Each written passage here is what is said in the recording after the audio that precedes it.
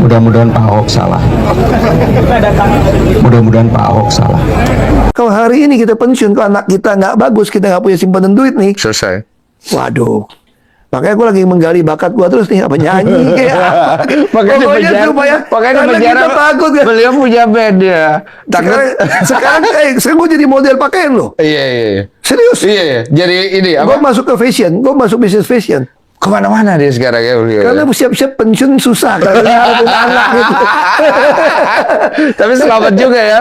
Beliau nambah anak kemarin. Waduh. Nggak nyangka.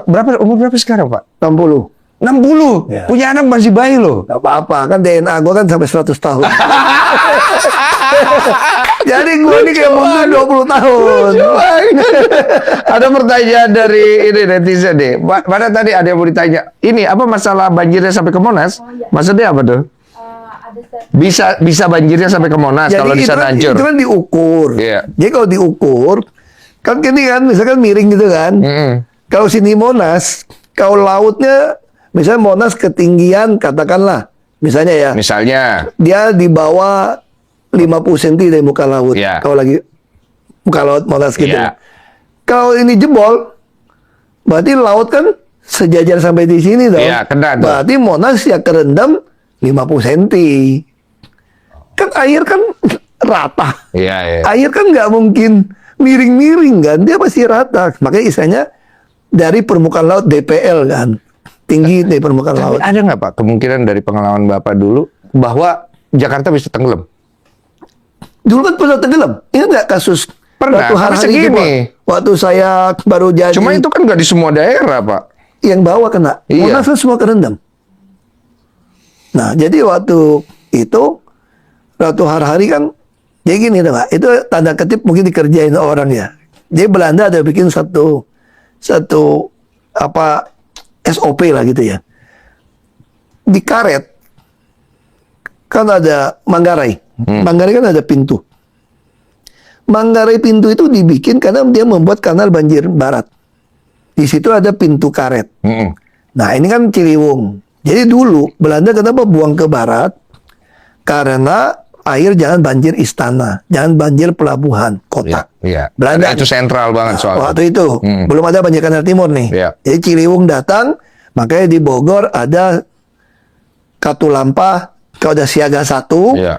lu tinggal berapa jam, mungkin 8 jam, 7 jam, hati-hati Jakarta pasti banjir. Iya, dia turun kan? Kan dia turun kan, karena nggak bisa. Makanya di situ Belanda berusaha mindahin air ke kanal banjir barat. Dia dorong ke sana. Nah di situ dibuatlah SOP. Kalau pintu di karet ini siaga 1, berarti yang ke barat ini udah tinggi nih. Iya. Maka mau tidak mau yang di Manggarai ini harus dibuka. Kalau ini dibuka, mesti lapor istana, karena pasti istana tenggelam. Istilahnya pasti banjir ya. Nah, kenapa ini mesti dibuka? Karena kalau namanya kanal, tanggul, kalau air udah lintasi tanggul, walaupun dia baru, Iya. pasti roboh. Ini nih teori ini. Makanya dulu di Jakarta, kami kan baru sama Pak Jokowi. Orang PU kagak kasih tahu kami itu tentang protap ini. Udah kejadian baru gue panggil PU, gue pelajarin sendiri, gue panggil data Belanda, baru gue dapat bacaannya. Itu pun juga masih salah. Nggak perlu cerita ini. Kenapa? Karena Pak Harto tahun 80 itu bangun waduk fluid.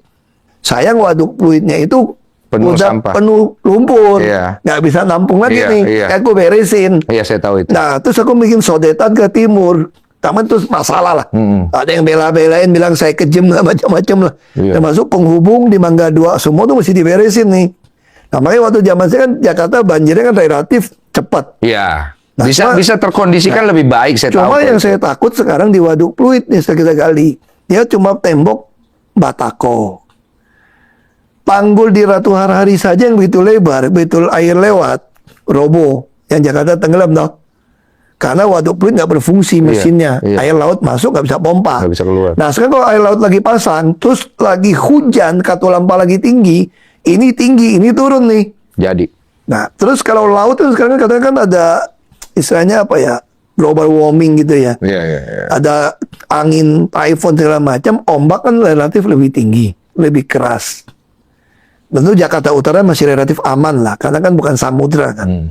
Tapi kalau dia tambah tinggi, tanggul yang kecil tipis ini, air laut udah melintas terus, roboh nggak Roboh. tergerus?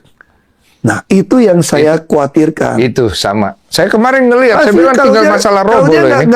nggak mintas, nggak nyebrang, Iya. cuma dung, Roboh. masih kita tambal, itu aja bisa roboh. Tapi Roboh. masih lu bisa bilang, gua bisa tambal pakai Siapa pasir mau lah. bisa tambal dalam waktu secepat itu tiba-tiba di cracks gitu? Kalau dia melintas, kan semua pasir kegerus, air kan, Iya.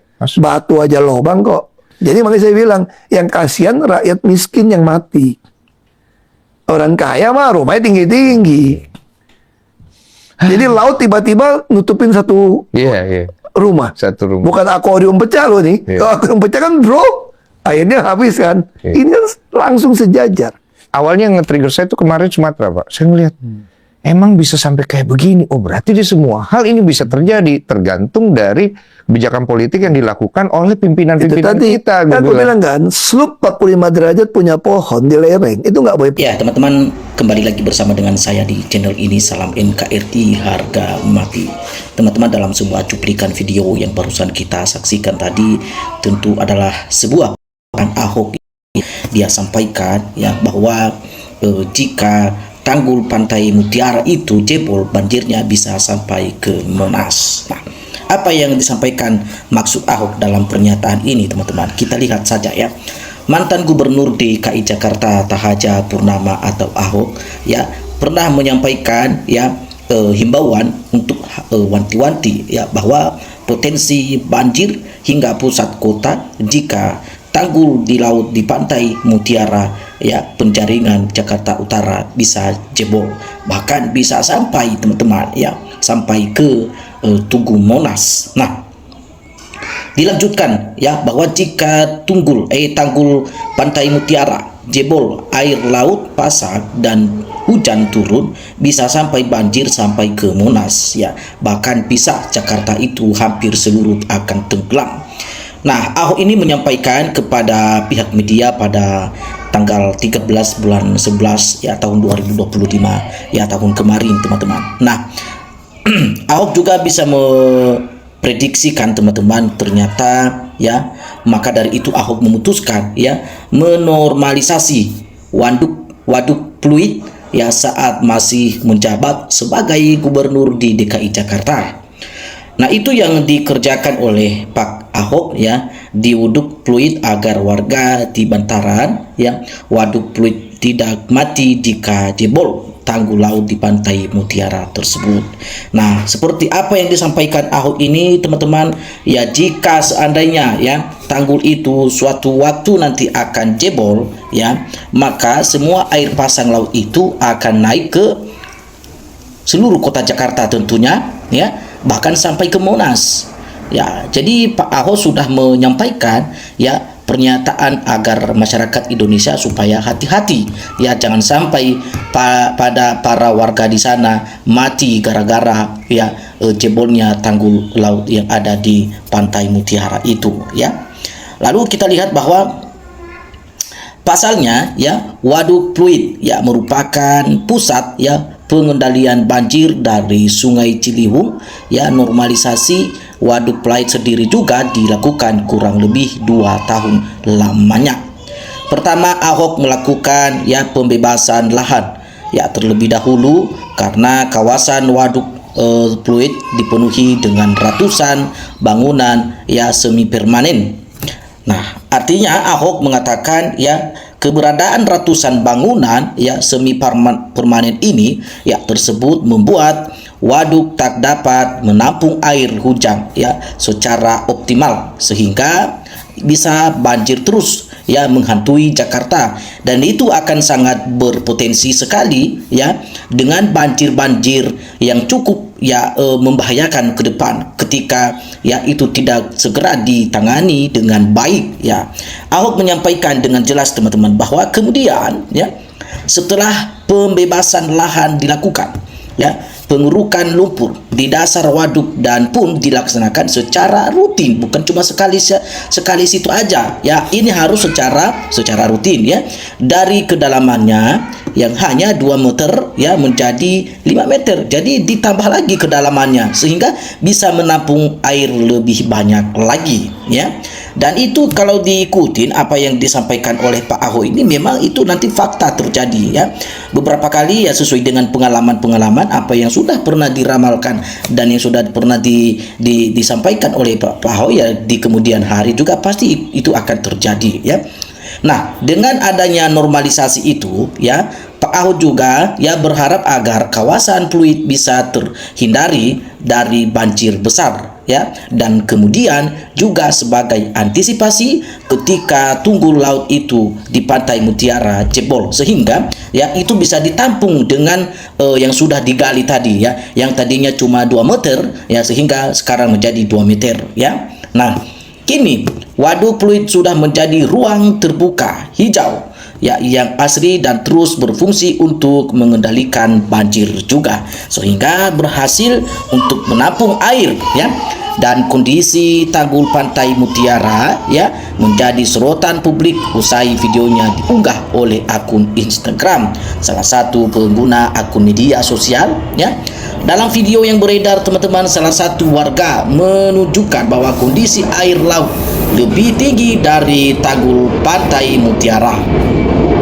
Air laut ya, ama jalan udah tinggi air laut. Ini air laut sudah di atas jalan sampai takut ya kita melihat bahwa ada apa ya yang terjadi nanti ketika air laut ini bisa-bisanya menjebolkan tanggul tersebut ya. Apa yang akan terjadi kira-kira teman-teman ya? Ya barangkali seperti yang disampaikan oleh Pak Ahok ini ya bisa-bisa sampai ke Monas ya. Nah, jadi tanggul laut Pantai Mutiara terlihat hampir sejajar dengan air laut ya.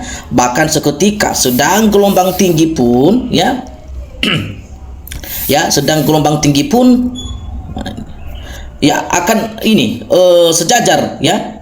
Ya, air laut juga kerap meluber ke jalan sehingga melebihi ya, melewati dengan yang jalan yang sudah yang sudah biasa sebelumnya. Nah, jadi ini Pak Ahok ya artinya memberikan pandangan kepada masyarakat Indonesia supaya ada yang kewaspadaan ya dari potensi-potensi yang menimbulkan banjir ini nanti ke depan ya, yang dimana pagar laut ini suatu waktu bakal jebol ya kalau memang ya sudah waktunya ya. Tentu ini akan menjadi ancaman yang berbahaya kepada warga sekitar yang dekat-dekat dari situ. Nah, jadi itu Pak Ahok ya memberikan ya pemaparan yang cukup mudah kita pahami ya, agar supaya ya dalam hal itu para pemerintah juga ya saling bekerja sama dan melakukan suatu kolaborasi yang cukup baik ya untuk penanganan ya. Namun sayangnya program yang digagas Ahok untuk antisipasi banjir ya tidak ditindaklanjuti lagi. Nah, jadi ambisi pribadi itu yang seringkali merusak hampir semua ya gubernur.